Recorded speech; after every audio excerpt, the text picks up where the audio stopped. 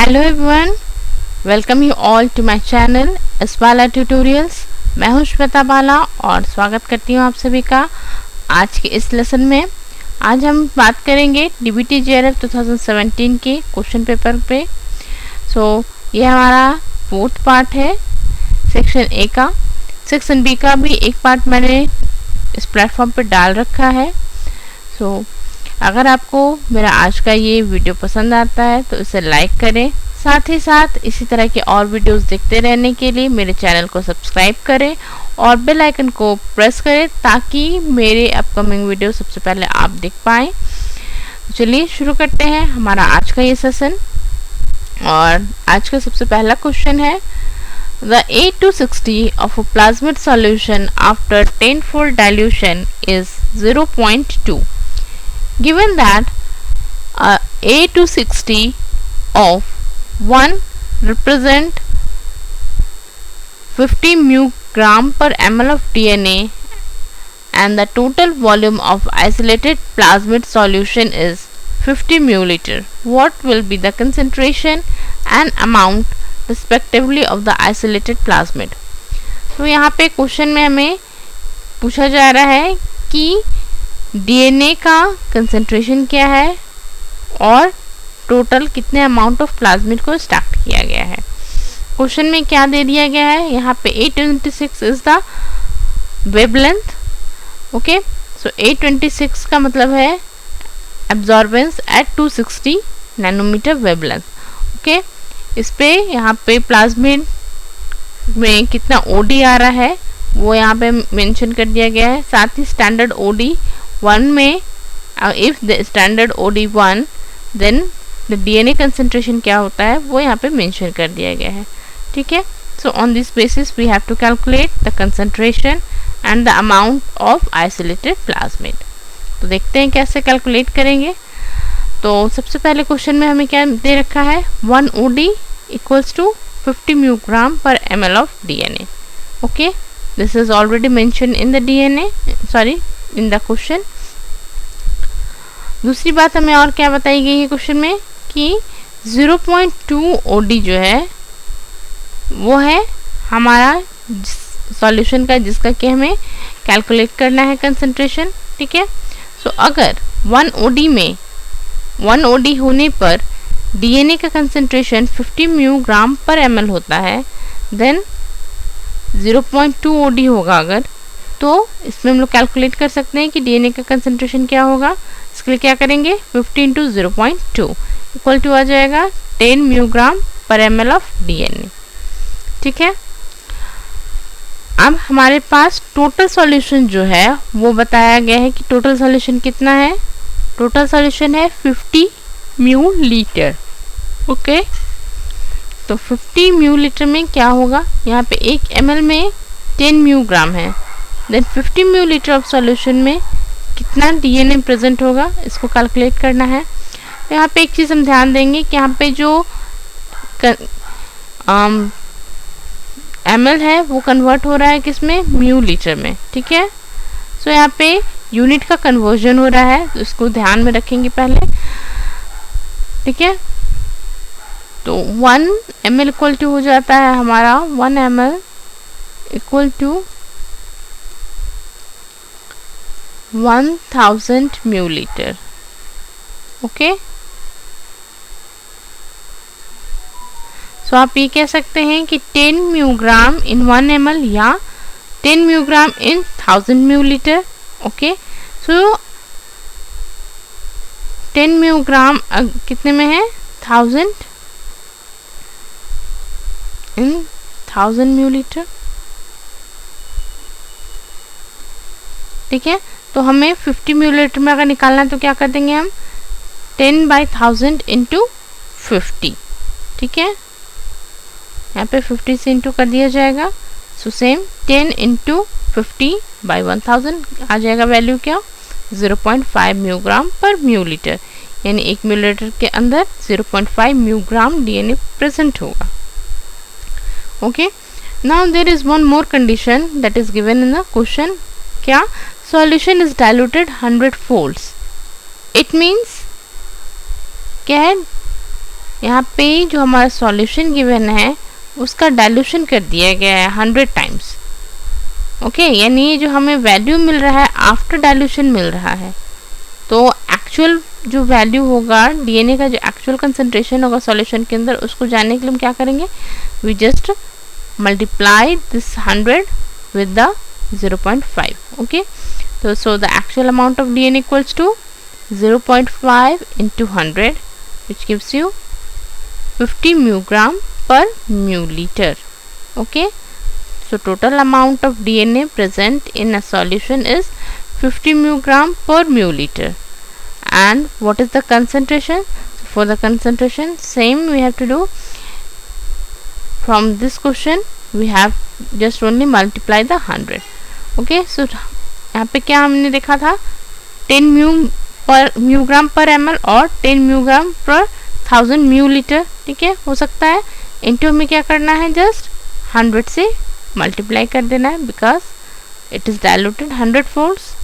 सो concentration क्या आ जाएगा, 1 μg पर 1 पर μl. ओके, या फिर आप सिंपल यहाँ से भी कैलकुलेट कर सकते हैं. हमारा जो सॉल्यूशन है वो 50 μl का है एंड हमें यहाँ पे जो वॉल्यूम मिल रहा है वो 50, यहाँ पे जो कंटेंट मिल रहा है अमाउंट डीएनए का वो 50 μg मिल रहा है. सो यहाँ से भी हम कैलकुलेट कर सकते हैं 50 μg divided by 50 μl equals to 1 μg पर μl. So the correct answer is option number A. Okay, चलते हैं दूसरे क्वेश्चन की ओर. A gene was cloned into a unique HindIII restriction site present in the ampicillin resistant gene of a vector that contain both ampicillin and kanamycin resistant genes. To select for only recombinant clones, the transformation mixtures should be plated on which one of the following plates? First option कह रहा है ampicillin containing plate, second is ampicillin plus kanamycin containing plate, third option कह रहा है ampicillin containing plate followed by replica plating on kanamycin containing plate, and fourth कह रहा है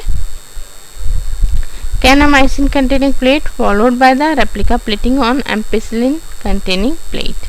okay, तो क्वेश्चन क्या है एक बार ध्यान देखते हैं हम लोग.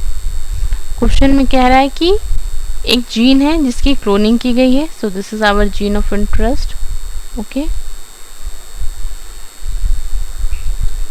second just I change the color ताकि easily हो. so this red one is the our gene of interest. okay, इस gene of interest को हम वेक्टर के साथ इंट्रोड्यूस करा रहे हैं at the HindIII site. और ये HindIII रीजन कहाँ पे है, suppose this is our vector. Okay, और इस वेक्टर में हम लोग HindIII जो साइट है, यानी ये HindIII साइट है, यहाँ पे हम लोग इंट्रोड्यूस कराएंगे. ठीक है, एंड ये HindIII जो साइट है, रेस्ट्रिक्शन साइट, वो कहाँ में मौजूद है, वो मौजूद है एम्पिसिलिन के एम्पिसिलिन रेसिस्टेंट जीन के अंदर. सो अगर हमको यहाँ पे इंट्रोड्यूस करना है, it means we have to cut it here. इससे क्या होगा, जो हमारा जीन है एम्पिसिलिन का, एम्पिसिलिन रेसिस्टेंट जीन जो है वो क्या हो गया, अभी अब डैमेज हो गया है. Okay, so now it is no more functional. Okay, अगर हम इसमें हमारे जीन ऑफ इंटरेस्ट इंट्रोड्यूस करते हैं देन क्या होगा, हमारा जो एम्पिसिलिन रेसिस्टेंट जीन है अब फंक्शनल नहीं रह पाएगा. दूसरा क्या था, यहाँ पे एक और रेसिस्टेंट जीन है वेक्टर के अंदर, क्या है वो, kanamycin resistant gene. Okay, this is kanamycin. Okay, so अब यहाँ पे 3 सिचुएशन है. पहला सिचुएशन है एम्पिसिलिन कंटेनिंग प्लेट. अगर हम एम्पिसिलिन कंटेनिंग प्लेट में प्लेटिंग करते हैं तो क्या होगा, जो हमारा वेक्टर है, because now the resistant gene is damage, so अब ये क्या हो गया है, एम्पिसिलिन के लिए ससेप्टेबल हो गया है.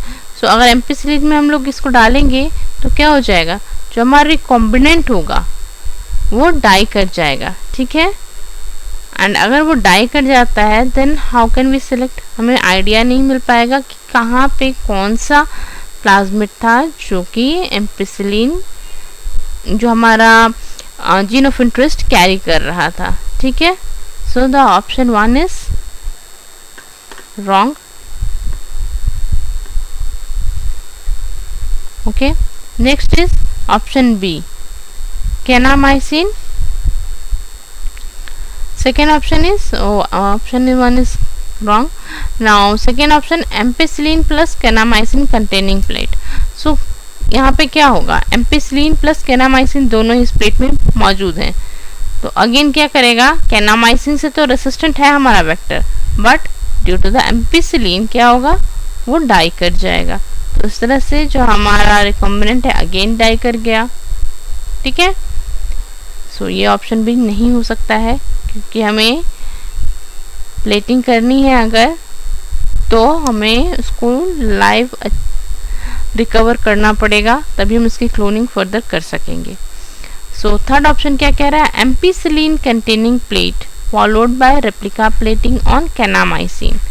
सो फिर यहाँ पे एम्पिसिलिन कंटेनिंग प्लेट पे प्लेटिंग करनी है, देन उसकी रेप्लिका प्लेटिंग बनानी है विद द कैनामाइसिन.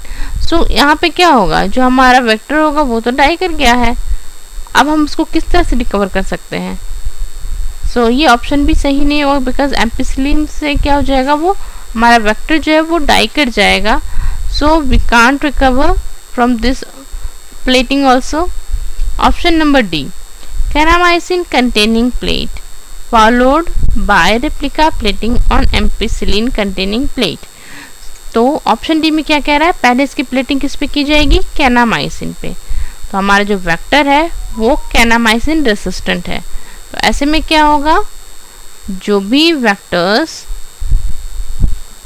वैसे जो भी प्लाज्मिड वेक्टर कंटेन करेंगे, वो प्लाज्मिड क्या, जो हमारे क्लोन्स हैं, जो भी कह सकते हैं, जो भी रिकॉम्बिनेंट होंगे, या जिसमें भी वैसे सारे वेक्टर जिसमें कि कैनामाइसिन प्रेजेंट होगा, वो सारे प्लाज्मिड क्या करेंगे, इस केस में सरवाइव कर जाएंगे. ठीक है. यानी जो वेक्टर प्लाज्मिड्स हैं ओनली वो इस केस में सरवाइव करेंगे.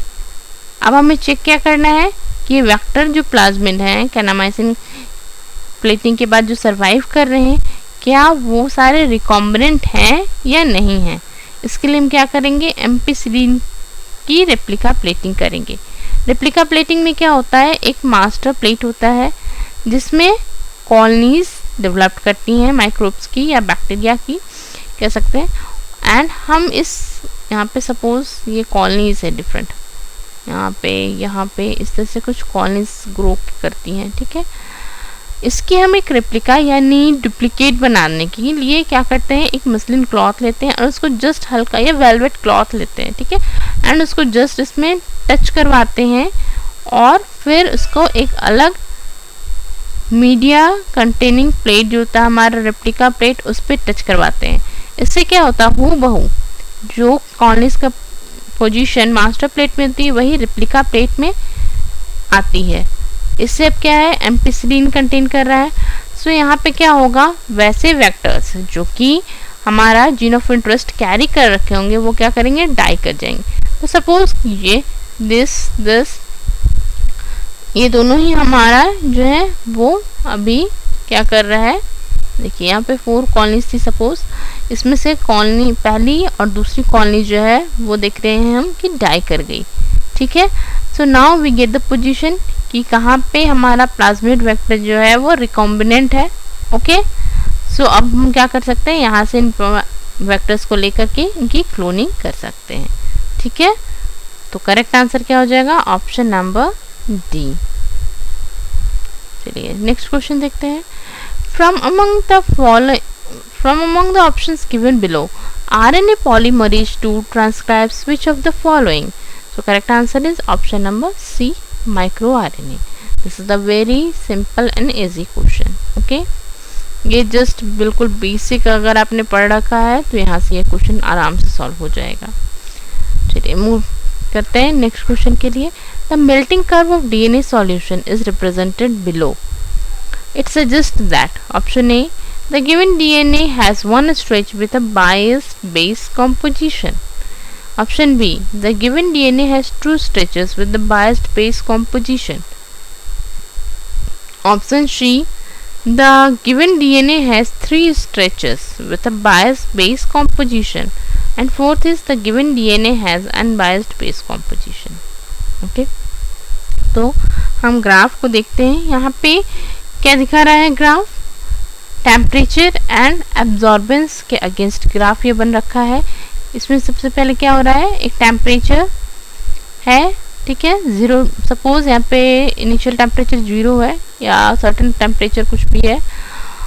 एक सर्टेन टेम्परेचर पे हम देखते हैं कि कुछ एब्जॉर्बेंस आ रहा है। ओके, धीरे धीरे टेम्परेचर बढ़ता है and at some point of temperature क्या होता है, एब्जॉर्बेंस जो कांस्टेंट था हमारा वो बढ़ता है। तो हम एक बात जानी है कि जो हमारा डबल स्टैंडर्ड डीएनए होता है, ठीक है, ये डबल स्टैंडर्ड डीएनए है, जब टेम्परेचर बढ़ता है तो क्या होता है, इसके बीच में जो बॉन्डिंग्स होती है वो ब्रेक करती है और डीएनए जो अभी तक डबल हेलिक्स में था वो अनस्टैक होने लगता है। सो अनस्टैक होने पे क्या होता है, इसका एब्जॉर्बेंस बढ़ जाता है। जितने बेसेस ओपन होंगे, एक्सपोज होंगे, उतना ही ज़्यादा एब्जॉर्बेंस होगा, ठीक है। सो अभी यहाँ पे हमने देखा कि टेम्परेचर एक सर्टेन पॉइंट तक बढ़ने के बाद एब्जॉर्बेंस बढ़ रहा है। इट मीन्स कि क्या है, अभी डीएनए हमारा मेल्ट होना शुरू हुआ है, बॉन्ड्स ब्रेक होने शुरू हो गए हैं और जो न्यूक्लियोटाइड है वो एक्सपोज होने लगा है। बिकॉज ऑफ दैट क्या हुआ है, एब्जॉर्बेंस बढ़ने लगा। एक सर्टेन पॉइंट तक एब्जॉर्बेंस बढ़ रहा है, देन फिर क्या हो रहा है, वो कांस्टेंट हो जा रहा है। फिर एक सर्टेन टेम्परेचर पॉइंट के बाद एक सर्टेन सेकेंड पीक आता है एंड इस सेकेंड पीक पे फिर से एब्जॉर्बेंस बढ़ना शुरू करता है, ठीक है। तो ये सेकेंड पीक आ रहा है तब बढ़ना शुरू होता है एंड फिर उस सेकेंड पीक के बाद फिर एब्जॉर्बेंस कांस्टेंट हो जाता है, ठीक है। तो इसको देखने से हमें क्या समझ में आ रहा है कि यहाँ पे कुछ ऐसे रीजन्स हैं जो कि पर्टिकुलर टेम्परेचर आने पे मेल्ट होने शुरू हुए हैं, ओके, और कुछ ऐसे रीजन्स हैं जो कि टेम्परेचर से बहुत ज़्यादा इफेक्ट नहीं हो रहे हैं, ओके। सो सपोज करते हैं हमारे पास कुछ इस तरह का 2 डीएनए स्ट्रैंड है, ओके। अभी क्या है कि डीएनए स्ट्रैंड जो है वो सारे रैंडमली मिक्स हैं, टेम्परेचर बढ़ रहा है, टेम्परेचर बढ़ रहा है, ये अभी मेल्ट नहीं कर रहे हैं। थोड़ा अधिक टेम्परेचर होने के बाद हम क्या देख रहे हैं कि इसमें मेल्टिंग शुरू हो गई है, ठीक है। सो मेल्टिंग शुरू हो गई है, इट मीन्स कि यहाँ पे जो बेसिस थे उनमें अब और अधिक रेसिस्टेंट नहीं था। सो हम कह सकते हैं कि मे बी यहाँ पे 80 पेयरिंग बेसिस होंगे जो कि अब मेल्ट करना शुरू कर रहे हैं, ठीक है। सो जितने भी 80 के साथ होंगे, 80 बॉन्ड्स के साथ होंगे, कॉम्प्लीमेंट्री पेयर्स होंगे, वो ब्रेक करना शुरू कर दी एंड सर्टेन पॉइंट तक जितने भी कंपोनेंट्स थे 80 के वो ब्रेक करते हैं एंड देन फिर अगेन टेम्परेचर कांस्टेंट हो जाता है, ठीक है। एंड फिर जब टेम्परेचर फर्दर बहुत इंक्रीज करता है then may be there is some set of GC content in DNA. कुछ जीसी कंटेंट्स होंगे जो हाई टेम्परेचर पे मेल्ट होना शुरू कर रहे हैं। इट मीन्स क्या है, इसमें अलग अलग सेट ऑफ डीएनए बेसिस हैं at certain interval. Because of that क्या हो रहा है, ये जो डिफरेंट पीक्स हैं वो डिफरेंट हमें देखने को मिल रहे हैं टेम्परेचर एंड एब्जॉर्बेंस के, ठीक है। क्लियर है एवरीवन? तो इससे हम कौन सा ऑप्शन सही हो सकता है, इस ग्राफ को देख के हमें करेक्ट ऑप्शन क्या है, option number B, that the DNA has two stretches with a biased base composition, okay. अगर हम बात करते हैं ऑप्शन नंबर डी के बारे में, सो ऑप्शन नंबर डी क्या कह रहा था, DNA has unbiased base composition.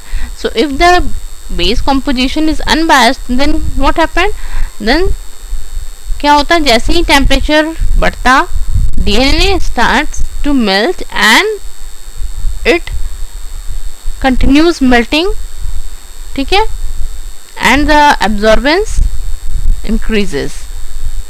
सो एक कांस्टेंट वे में एब्जॉर्बेंस इंक्रीज करता, ठीक है, बट ऐसा यहाँ पे नहीं हो रहा है। सेकेंड, अगर हम सी ऑप्शन को देखते हैं तो यहाँ पे क्या था, द डीएनए हैज 3 स्ट्रेचेस। सो अगर 3 स्ट्रेचेस होता तो हमें एक और इस तरह का पीक देखने को मिलता, बट इस तरह का पीक हमें एक और देखने को मिलता, बस ऐसा नहीं देखने को मिल रहा है। इट मीन्स क्या है कि 2 स्ट्रेचेस हैं। यहाँ पे आप कंफ्यूजन हो सकता है कि यहाँ पे भी कुछ ऐसा टाइम है जबकि डीएनए मेल्ट नहीं किया, तो डीएनए का भी एक अपना रेसिस्टेंट लिमिट होता है, वो सर्टेन टेम्परेचर तक मेल्ट नहीं करता है। After that range of temperature ही डीएनए मेल्ट करना शुरू करता है। So because of that reason ये जो हमें कांस्टेंट एब्जॉर्बेंस मिल रहा है। ठीक है, सो इस तरह से हम कह सकते हैं कि हमारे जो करेक्ट आंसर क्या है वो ऑप्शन नंबर बी है। ओके, नेक्स्ट क्वेश्चन देखते हैं। The DNA binding domain of a transcription factor that is specifically required for the regulation of gene A is exchanged. यहाँ पे जीन ए के लिए जो डोमेन था वो एक्सचेंज हो गया with the DNA binding domain of another transcription factor that is required specifically for the regulation of gene B. This chimeric transcription factor will regulate. तो यहाँ पे क्या हो रहा है, एक ट्रांसक्रिप्शन फैक्टर है, ठीक है, this is the whole is the transcription factor, and इस ट्रांसक्रिप्शन फैक्टर का ये जो डीएनए बाइंडिंग डोमेन है, ओके, जो ए के लिए था वो गलती से चेंज हो गया और वहाँ पे ए के लिए जो स्पेसिफिक डोमेन था वो चेंज होकर के वहाँ पे किसके लिए आ गया, बी के लिए आ गया। नाउ अब क्या होगा, अब ये डोमेन का काम क्या था, स्पेसिफिक रेंज, स्पेसिफिक डीएनए जो स्पेसिफिक जीन जो था उसको आइडेंटिफाई करना और उसका रेगुलेशन करना। अब वो ए की जगह बी को आइडेंटिफाई कर रहा है, तो ऐसे में ये जो हमारा नया काइमेरिक फैक्टर बना वो किसको आइडेंटिफाई करेगा, only the gene B. Okay, next, protein synthesis in eukaryotic cells terminate at the stop codon because A. mRNA synthesis stop at the stop codon. B. The tRNA corresponding to the stop codon cannot bind to the amino acid. C. There is no naturally occurring tRNA with an anticodon corresponding to the stop codon. So stop codon के पास जाकर के जो हमारा protein synthesis है वो terminate क्यों हो जाता है, इसका रीज़न है कि नेचुरली ऐसा कोई भी टीआरएनए नहीं है जिसका कि एंटीकोडोन स्टॉप कोडोन के अगेंस्ट या उसके कॉरस्पॉन्डिंग हो।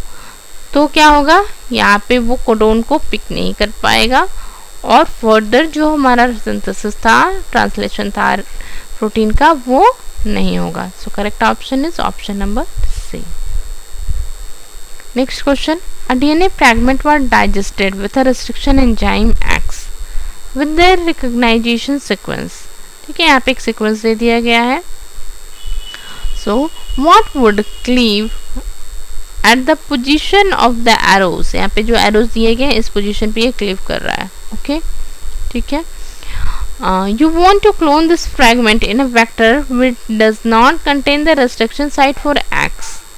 अब हम क्या करना है, इससे हम क्लोन करना चाह रहे हैं, okay, inside of vector, but हमारे पास प्रॉब्लम क्या है, इस वेक्टर के अंदर एंजाइम X के लिए restriction site नहीं है। Okay, so which one of the following enzyme will you use to digest the vector?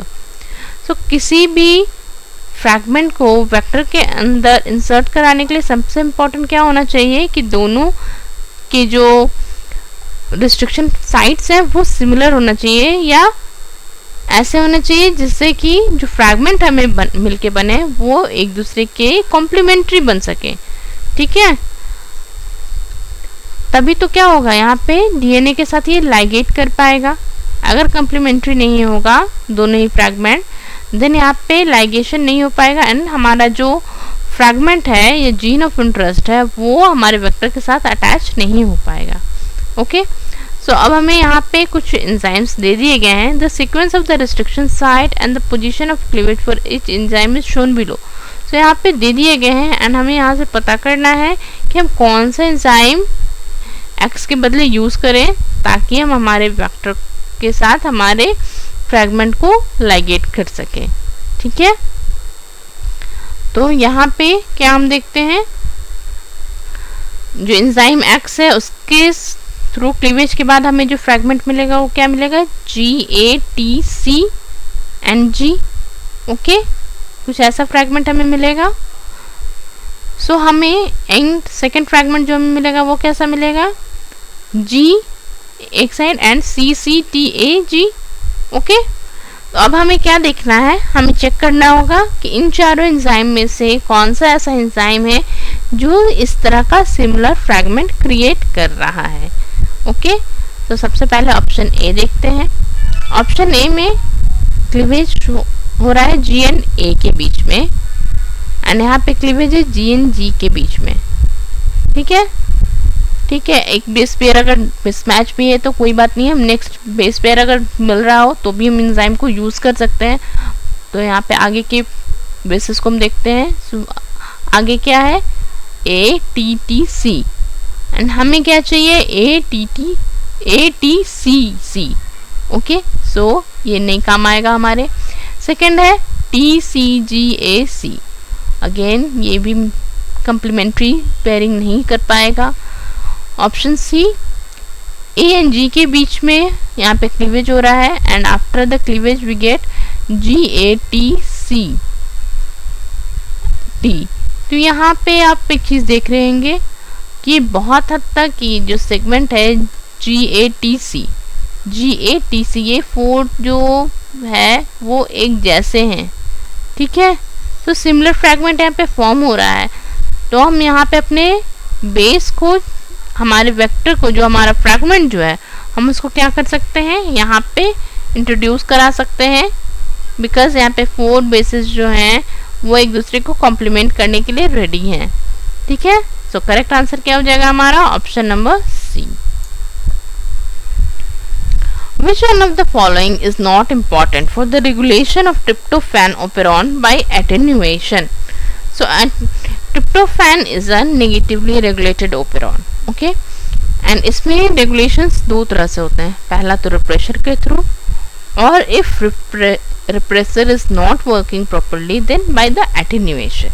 Okay, so attenuation के लिए क्या क्या conditions होनी चाहिए, पहला होना चाहिए कि presence of 2 adjacent codon for the tryptophan in the leader peptide sequence. Second, coupled transcription translation होना चाहिए. Third होना चाहिए concentration of tRNA charged with the tryptophan. So यहाँ पे tryptophan होना चाहिए सेल में अवेलेबल। सो ये सारे, ये 3 फैक्टर्स अगर होंगे तो क्या होगा, tryptophan operon by attenuation regulate किया जा सकता है। सो यहाँ पे हमारा क्वेश्चन में पूछ रहा है not important, so not important is option number 4। Option number 4 हमें ज़रूरी नहीं है, so the our answer is option number 4D। Okay, next, a plasmid DNA when digested with EcoR1 give a single band of 16 kb. When the same plasmid was digested with BAM-H1 it give 2 band of 6 kb and 4 kb the plasmid has. तो यहाँ पे हम जब this is our plasmid, okay, this is our plasmid, अभी हम इसको EcoR1 से अगर डाइजेस्ट कर रहे हैं, ठीक है, then we get, यहाँ पे चूंकि मेंशन कर दिया गया है, we get a single band. It means कि यहाँ पे प्लाज्मिड पे केवल एक कट हो रहा है, केवल एक साइड प्रेजेंट है EcoR1 का, बिकॉज ऑफ दैट कि जो हमारा प्लाज्मिड है वो एक से अधिक फ्रैगमेंट्स शो नहीं कर रहा है। ओके, नेक्स्ट है when the same plasmid was digested with the BAM-H1 it give 2 bands. अभी यहाँ पे अगर हम BAM-H1 से कट करेंगे तो हमें कितने टोटल प्लाज्मिड का साइज, चूँकि हमारे पास कितना है, प्लाज्मिड का साइज हमारा क्या है 16 kb अगर हम मान रहे हैं, तो इस हिसाब से जो टोटल फ्रैगमेंट्स होंगे उनका सम भी होना चाहिए 16 kb। यहाँ पे बताया जा रहा है कितने बैंड्स मिल रहे हैं, हमें 2 बैंड्स मिल रहे हैं, एक 6 kb का और एक 4 kb का। 6 + 4 is 10, सो इट मीन्स कि 1 मोर, यहाँ पे 10 है, यानी 6 kb का एक और बैंड बन रहा है। ठीक है, इट मीन्स कि टोटल 3 बैंड्स फॉर्म होंगे, तो 1, 2 कट से एक बैंड, तीसरे कट से क्या हो जाएगा 3 band. It means palm H1 का कितना बैंड रिस्ट्रिक्शन साइट होगा? 3. So the correct answer is option number B, a single site of echo R1 and 3 sites of BAM H1. Okay. Question number 38. Melanoma cells fused with the spleen cell in hybridoma technology are. So यहाँ पे question कहा गया है hybridoma technology में जब माइलिनोमा cell और spleen cell को fuse करते हैं तो ये सेल्स कैसे हो जाते हैं? These cells are immortal and antibody producing cells. Okay, तो correct option is option number A according to me. in DBTR answer की अगर आप देखेंगे तो वहाँ पे ऑप्शन नंबर C को भी उन्होंने करेक्ट माना है, बट अगर हम ऑप्शन नंबर C को करेक्ट कंसिडर करते हैं then option number D is also the correct one. Okay, so यहाँ पे क्वेश्चन के अकॉर्डिंग आप देखोगे तो करेक्ट आंसर A होना चाहिए. ठीक है, सो यहाँ पे थोड़ा सा उनको इस क्वेश्चन में कुछ आंसर में इश्यूज था आई थिंक, इसलिए उन्होंने दोनों ही ऑप्शन को करेक्ट कंसीडर किया है. Okay, so the correct answer is option number A. बढ़ते हैं नेक्स्ट क्वेश्चन की ओर. नेक्स्ट क्वेश्चन है enzyme inactivation by suicide inhibitor should be. So inhibitors दो तरह के होते हैं. First is irreversible inhibitor and second is reversible inhibitors. So जितने भी ई सुसाइड इनहिबिटर्स होते हैं these are all are irreversible inhibitors and ये सारे एक्टिव साइट डायरेक्टेड होते हैं. ये सारे क्या करते हैं? एक्टिव साइट को जाके ब्लॉक कर देते हैं जिससे कि फर्दर ये एंजाइम अपने सबस्ट्रेट के साथ रिएक्ट ना कर पाए. ठीक है, so the correct option is option number B. Okay, so that's all for today's video session. Thank you for watching the video. For more information and query you can join me on Telegram also. My channel is Life Science Tutorials. Okay, so friends इसी तरह के और भी important videos को देखते रहने के लिए आज ही सब्सक्राइब करें मेरे चैनल को S Bala tutorials. Okay, thank you and bye bye.